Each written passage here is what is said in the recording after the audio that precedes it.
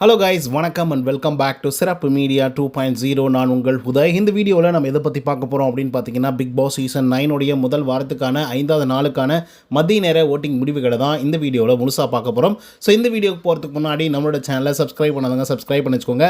பக்கத்தில் ஒரு bell icon இருக்கும், அதையும் ப்ரெஸ் பண்ணி ஹாலில் போட்டுக்கோங்க. அப்போ தான் நாங்கள் அப்டேட் பண்ணுற ஒவ்வொரு ஸ்மால் நோட்டிஃபிகேஷன் வந்து சேரும்.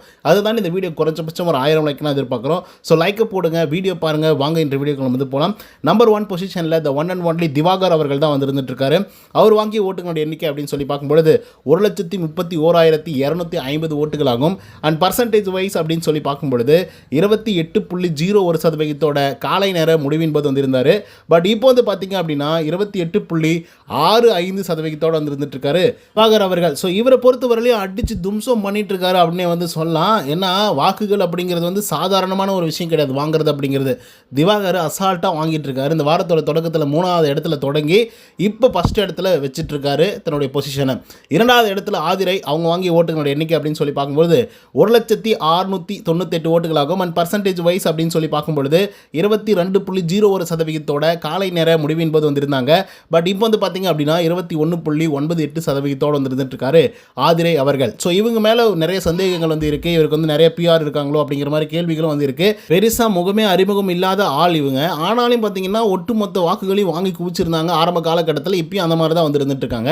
ஏன் எதுக்குன்னு தெரியல. இதை பற்றி கொஞ்சம் லேட்டராக வந்து டிஸ்கஸ் பண்ணலாம். 3வது பொசிஷனில் வியானா, அவங்க வாங்கிய ஓட்டுகளோட எண்ணிக்கை அப்படின்னு சொல்லி பார்க்கும்பொழுது 73,780 ஓட்டுகளாகும். அண்ட் பர்சன்டேஜ் வைஸ் அப்படின்னு சொல்லி பார்க்கும்பொழுது 16.33% காலை நேர முடிவின் போது வந்திருந்தாங்க. பட் இப்போ வந்து பார்த்தீங்கன்னா கொஞ்சம் குறைஞ்சி 16.1% வந்துட்டு இருக்காங்க வியானா அவர்கள். ஸோ இவங்களுக்கு வர வேண்டிய வாக்குகள் எவ்வளவோ அது டெய்லி வந்துட்டு இருக்கு.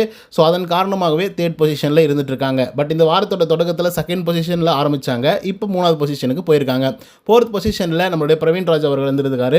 அவர் வாங்கிய ஓட்டுகளோட எண்ணிக்கை அப்படின்னு சொல்லி பார்க்கும்பொழுது 41,464 ஓட்டுகளாகும். அண்ட் பர்சன்டேஜ் வைஸ் அப்படின்னு சொல்லி பார்க்கும்பொழுது 9.22% காலை நேர முடிவின் போது வந்திருந்தார். பட் இப்போ வந்து பார்த்தீங்க அப்படின்னா 9.05% வந்துட்டு இருக்காங்க நம்மளுடைய பிரவீன் அவர்கள். இவர் தான் இந்த சீசனுடைய வில்லன், அதில் எந்த விதமான மாற்று கருத்துமே இல்லை. துஷார் கூட காலையில் ஒரு பெரிய சண்டை வந்து நடந்துச்சு.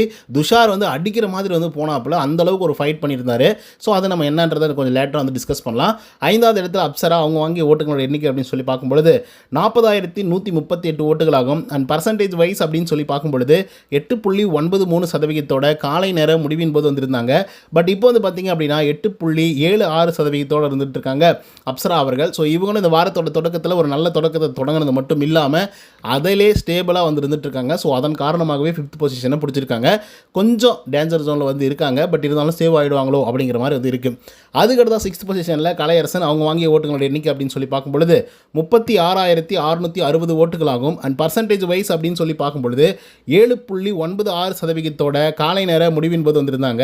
பட் இப்போ வந்து பார்த்தீங்க அப்படின்னா 8% வந்துருந்துட்டு இருக்காங்க நம்மளுடைய கலையரசன். ஸோ இவரை பொறுத்தவரையிலும் ஒரு நல்ல ஸ்பீக்கர், அதில் எந்த விதமான மாற்று கருத்துமே கிடையாது. என்ன இந்த கேமை சரியாக விளையாடிட்டாரு, பக்காவாக பண்ணிக்கினாரு அப்படின்னு வச்சுக்கோங்களேன், அடித்து தும்சம் பண்ணுவார். பட் பார்ப்போம், இந்த வாரத்தை தாண்டணும் இல்லையா? அப்படி தாண்டினா மட்டும்தான் அவர் வந்து நிலைப்பார் அண்ட் அடுத்தடுத்த கட்டங்களுக்கு போவார்.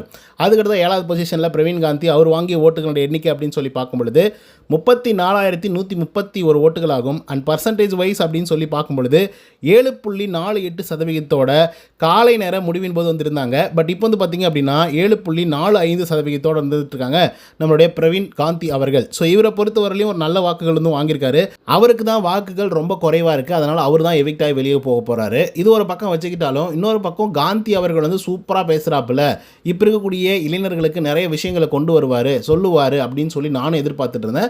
ஒரு சில விஷயங்கள் வந்து சொல்லியிருந்தாங்க. குறிப்பாக நேத்திக்கு அந்த கதை சொல்லும் டாஸ்கில் கூட நிறைய விஷயங்களை வந்து சொல்லியிருந்தாரு. நான் அப்படிங்கிறது எவ்வளோ மோசமானது அப்படிங்கிறத பற்றி. ஸோ அதனால் அதை காலில் போட்டு மிதித்து மேலே வாங்க, அப்படி இருந்தால் மட்டும்தான் உங்களால் முடியும் அப்படிங்கிற மாதிரி வந்து சொல்லியிருந்தாங்க. அது எல்லாமே ஓகே. பட் இன்றைக்கி ஒரு வேலை பண்ணார், அந்த வேலை எனக்கு சுத்தமாக பிடிக்கல. ரீசன் என்ன அப்படின்னு பார்த்தீங்கன்னா, திவாகர் இருக்கார் இல்லையா? ஸோ அந்த மனுஷனை வந்து இவர் குறி வச்சு தாக்குன மாதிரி வந்து இருந்தது. ரீசன் என்ன அப்படிங்கிறத சொல்லிடுறேன். ஆக்சுவலாக இன்றைக்கி வந்து 2 ஒஸ்ட் பர்ஃபார்மரை தேர்ந்தெடுக்கணும் அப்படின்னு வந்து சொன்னாங்க. அந்த 2 ஒஸ்ட் பர்ஃபார்மர், அதாவது இந்த வீட்டுக்கு இருக்கிறதுக்கு தகுதியே இல்லாத ஆள் யார், சும்மா இருக்கிறதே வேஸ்ட் அப்படின்றத சொல்லுங்கள் அப்படின்னு வந்து சொல்லியிருந்தாங்க. அதில் வந்து பார்த்திங்க அப்படின்னா செலெக்ஷன் ப்ராசஸ் வந்து நடந்துச்சு. It's means nomination. அந்த நேரத்தில் காந்தி அவர்கள் போயிட்டு திவாகரை வந்து சொல்கிறாங்க. ஃபஸ்ட்டு சொல்லிவிட்டு என்ன சொல்கிறாரு அப்படின்னா, இவர் இங்கே இருக்கிறதுக்கே தகுதி இல்லை. ரீசன் என்ன அப்படின்னா, அந்த கெமி பொண்ணு இருக்குல்ல, அந்த பொண்ணுடைய வயிற்றை வந்து பார்த்துட்டு பேசிகிட்டு இருந்தார். இவருக்கு பிடிக்கல அப்படின்னா அவர் கண்ணை பார்த்து பேச மாட்டேங்கிறாரு. ஒரு ஹியூமனுடைய நார்மல் மேனரிசம் வந்து கண்ணை பார்த்து பேசணும். பட் இவர் வந்து வயிறை பார்த்து பேசின மாதிரி எனக்கும் தோணுச்சு அப்படிங்கிற மாதிரி ஒரு பெரிய அக்யூசியேஷன் வந்து பார்த்திங்கன்னா நம்மளுடைய காந்தி அவர்கள் வந்து வச்சுருந்தாங்க. ஸோ இது வந்து நிஜமாகவே சொல்கிறேன், ரொம்ப ரொம்ப மோசமான ஒரு விஷயம் அப்படின்றதுல மாற்றுக்கிறதே இல்லை. கெமியும் வந்து சொல்லிட்டாங்க.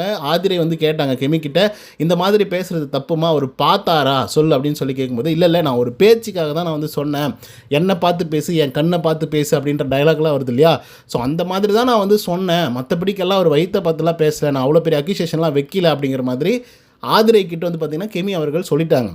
பட் அதை தெரிஞ்சிக்காத பிரவீன் காந்தி அவர்கள் வந்து பொது சபையில், அதுவும் வேறு ஒரு டாபிக் போயிட்டுருக்கு, யாருங்க வந்து இருக்கிறதுக்கே தகுதி இல்லாத ஆள், வேஸ்ட்டாக சும்மா யார் சுற்றிட்டு இருக்கிறது அப்படின்னு கேட்கும் பொழுது, நம்ம காந்தி அவர்கள் வந்துட்டு திவாகர் பேரை சொன்னது கூட பிரச்சனை இல்லை. அவர் பண்ணது ஒன்றும் பிடிக்கலப்பா, அவர் ஏதோ நடிப்பு அப்படின்ற பேரில் எதையோ பண்ணிகிட்ருக்காரு, அது வந்து சும்மா காமெடிசமாக வந்து இருந்துகிட்ருக்கு, அதெல்லாம் வேணவே வேணாம் அப்படின்னு சொல்லியிருந்தால் பரவாயில்ல. இல்லை ஒரு வேலையும் செய்கிறதில்ல, ஏதோ ஒரு காரணம், வேறு ஒரு காரணங்கள் சொல்லியிருந்தால் பரவாயில்ல. பட் இவர் வந்து என்ன சொல்லிட்டாருன்னா, கெமியோட இடுப்பை பார்த்தாரு, அது எனக்கு பார்த்த மாதிரியே இருக்குது அப்படிங்கிற மாதிரி சொன்னோடனே அங்கே இருக்கக்கூடிய ஹவுஸ்மேட்ஸே வந்து பார்த்திங்கன்னா பயங்கரமாக கத்த ஆரம்பிச்சிட்டாங்க. அந்த மாதிரிலாம் வந்து சொல்லாதீங்க, அந்த மாதிரிலாம் எதுவுமே பண்ணல அப்படின்னு சொல்லி ஆதிரையும் வந்து சொல்லிட்டு இருந்தாங்க. இன்னொரு பக்கம் கெமியும் வந்து பார்த்திங்க அப்படின்னா அப்படிலாம் ஒன்றும் கிடையாது, நீங்களாக ஒன்று சொல்லாதீங்க அப்படின்னு சொல்லி அவங்க ஒரு பக்கம் வந்து பேசிகிட்டு இருக்காங்க. அண்ட் திவாகரும் வந்து பார்த்திங்கன்னா கிளியராக சொன்னாங்க, பாருங்கள் சார், நடக்காத ஒரு விஷயத்த, ஆகாத ஒரு விஷயத்த நீங்கள் வந்து ஆயிடுச்சு, இப்படி தான் ஆச்சு, நடந்துச்சு அப்படின்னு சொல்லி தயவு செய்து சொல்லாதீங்க அப்படின்னு சொல்லி திவாகரும் வந்து பார்த்திங்கன்னா வார்னிங் வந்து கொடுத்தாரு. பட் இருந்தாலும் உடனே பிரவீன் காந்தி அவர்கள் வந்து பார்த்திங்கன்னா அப்படியே டோட்டலாக சேஞ்ச் பண்ணிட்டார். என்ன பண்ணிட்டாருன்னா, இல்லை நான் கெமிக்கிட்டையும் கேட்கலான்னு நினச்சேன், அதுக்கப்புறம் சண்டை பெருசாகிடுச்சு, ஸோ அதனால் வந்து நான் கேட்காம விட்டுட்டேன். அதே மாதிரி திவாகர் உங்ககிட்டையும் நான் பேசணும்னு நினச்சேன், அது அப்படியே வந்து விட்டுட்டேன். நேற்றுக்கு நீங்கள் நடிப்பு ஒரு விஷயம் வந்து பண்ணிங்க பார்த்தீங்களா, அதுக்கப்புறம் தான் வந்து எனக்கு வந்து உங்கள் மேலே இருக்கக்கூடிய கோபமெல்லாம் போச்சு, டோட்டலாக மொத்த பெர்ஸ்பெக்டிவும் மாறிடுச்சு, ஸோ அதனால் நான் உங்ககிட்ட கேட்காம விட்டுட்டேன் அப்படிங்கிற மாதிரி அப்படியே பிளேட்டை வந்து மாற்றி பேசிட்டாரு. என்னையா நீ, காலையில் தான் உன்னை பற்றி நல்லா பேசணும், இவ்வளோ பெரிய அக்யூசியேஷன் இவ்வளோ பெரிய சபையில், அதுவும் முக்கியமான நேரத்தில் யாராவது வைப்பாங்களா? யோசிச்சு பாருங்கள், அது எவ்வளோ பெரிய தவறுன்றதை வந்து புரிஞ்சு நடந்துக்கணும். ஆக்சுவலாக திவாகர் வந்து இவரை தான் நாமினேட் பண்ணியிருந்தார், யாரை, நம்மளுடைய காந்தி அவர்களை நாமினேட் பண்ணி. அவர் என்ன சொன்னார்னா, இங்கே இருக்கிறதுலே அவர் தான் யங்கர் ஜென்ரேஷன், ரொம்ப வயசான ஒரு ஆள், அவருக்கு தான் எக்ஸ்பீரியன்ஸ் எல்லாம் இருக்குது. அப்போது சின்ன பிள்ளைங்கள்லாம் தப்பு பண்ணும்போது இவர் தான் கண்டிக்கணும், ஒருத்தரை மட்டும் இல்லை, அதாவது இரு தரப்பினரையும் கண்டிக்கணும் அப்படின்றாரு. இப்போ என்னையும் கேட்டிருக்கணும், கெமியும் கேட்டிருக்கணும்.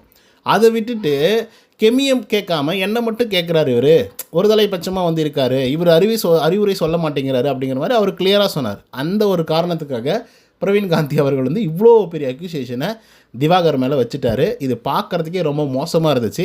ஸோ இதை பற்றி உங்களோட கருத்துக்கள் என்ன அப்படிங்கிறத கமெண்ட்ஸில் சொல்லுங்கள். ஏன்னா இது வந்து எப்படின்னா சாதாரணமாகிடுச்சு. இப்படி அக்யூசியேஷன் வைக்கிறது அப்படிங்கிறது வந்து சும்மா அப்படின்னு சொல்லி வச்சுட்டு போயிடுறாங்க. ஸோ இதை பற்றி உங்களோட கருத்துக்கள் என்ன அப்படிங்கிறத கமெண்ட்ஸில் சொல்லுங்கள். இந்த வீடியோ பிடிச்சிருந்தா லைக் அண்ட் சப்ஸ்கிரைப் பண்ண மாதிரி. நன்றி.